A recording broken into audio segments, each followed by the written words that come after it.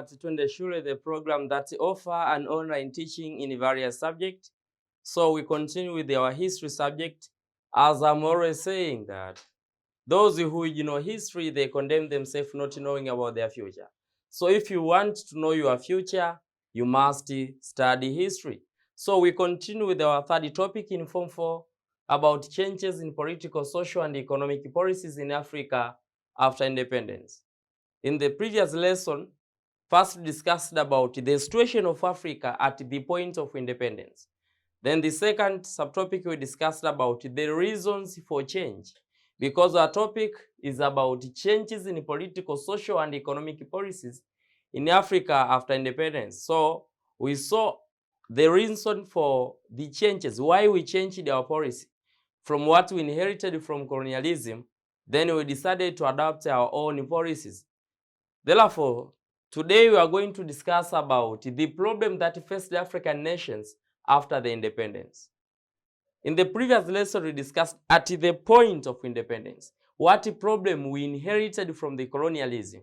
But here, we are discussing about the problems that faced or the problem which are facing African nations after the independence. So, most of these problems are still existing until today. Started from the point of independence onward, and most of this problem we inherited from colonialism. As I explained before, that around 15th century, Africa and Europe were almost the same.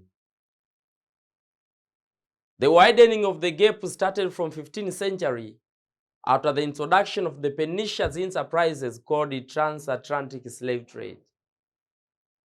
From the transatlantic slave trade, the African, though the energetic men were taken from Africa, they were sent to America to work in plantation and mining centers. Whereby the raw material were taken from America, they were exported to European nations. Whereby in Europe, they manufactured various manufactured goods. They brought back in Africa to exchange with the slaves, with the ivory and other valuable goods.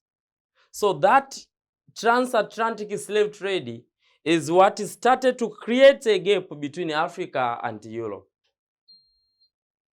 So when slave trade lost its shine and shine, they introduced another pernicious enterprise that was called legitimate trade, whereby for the Afrocentric, they call it an equal exchange. So it was legitimate to the European, not to the Africans. Then a few years later, they decided to partition the African continent and to administer the continent in the program that was called colonialism. So even when colonialism lost its shine and shine, they started another enterprise that was called neocolonialism, whereby the metropolitan country dominated the former colonies in all walks of life. Political, social, economic, even cultural life was dominated by those metropolitan countries. And now they are no longer using the term neocolonialism. They are telling us it is globalization. So when you examine those problems which are facing Africa, most of them we inherited from colonialism. And these problems are still persisting up to date. Though we say we are the co-author of our own misfortune, that there are some problems which was created by our own African leader, those who craved for independence. So after we regained our independence, now we started fighting. I remember I was explaining about Angola, the country of Agostinho Neto and Jonas Malheiro Savimbi, that they were all fighting for the independence. But soon after the independence in 1975, when Jonas Malheiro Savimbi was unable to become a president, but he was proposed to be the vice president, then he refused. He went back to the forest to start or to wage a war against the legitimate government of Agostinho Neto. So some problems were created by the Africans themselves, but some problems we inherited from colonialism. But even those Africans who created the problem in Africa, they had some external influence. Now let us see those problems faced the African nations after the independence. First, mass poverty among the people of Africa. So this started from the point of independence until today. Most of the Africans are living below $1 per day. And the current trip, for instance, here in Tanzania, we say $1 is equal to almost 2,310. 2,310 Tanzanian shilling. $1 is equal to almost 2,310 Tanzanian shilling. So you may see here that most of the majority of Africans, specifically here in Tanzania, most of them are surviving below $1 per day. And this, we call them, they are under the margin of poverty. So from the point of independence until today, most of the Africa, they suffer from mass poverty. Most of them, they cannot afford even their basic needs. We know even the World Bank, Mwalimu Julius Kambarage Nyerere supported it that the basic needs, we are speaking about food, shelter, and clothes. Though Abraham Maslow added another basic need, that food, shelter, clothes, water, and sex.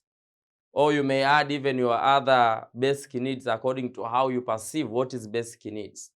So in Africa, most of them, they are unable to afford food, they are unable to afford shelter, they are unable to afford clothes. Until today.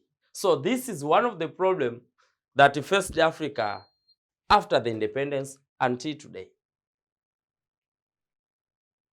Another problem is mass illiteracy among the people of Africa. When we are discussing about the situation of Africa at the point of independence, I told you that at the point of independence, only 10% of Africa were educated. At least they were able to read and write. They were able at least to count. I'll call it arithmetics. They were able to read. They were able to write. In English, we call it 3 R's. But in Swahili, we call KKK. Kuandika, kusoma, na kuhesabu. But in English, we call it 3 R's, that arithmetics, writing,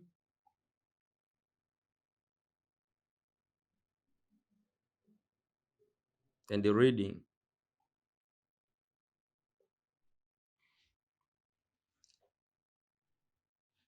So from the point of independence, only 10% of Africa were educated, that they were able to write, they were able to read, they were able to count. At least now, for instance, in Tanzania, is almost 80% of the Tanzanians are able to read and write. So at least we have addressed this problem very well. But soon after the independence, we faced this problem. Mass illiteracy among the people of Africa. Another problem facing Africa is about tribalism and ethnicity. So some people brag to themselves because they belong to a certain tribe. They brag to themselves because they belong to a certain ethnic extraction. For instance, when you go to Kenya, the Kamba, they feel honored to be a Kamba. The Kikuyu, they feel honored to be a Kikuyu. So the blood of ethnicity is thicker than the blood of Jesus Christ. This is the major problem.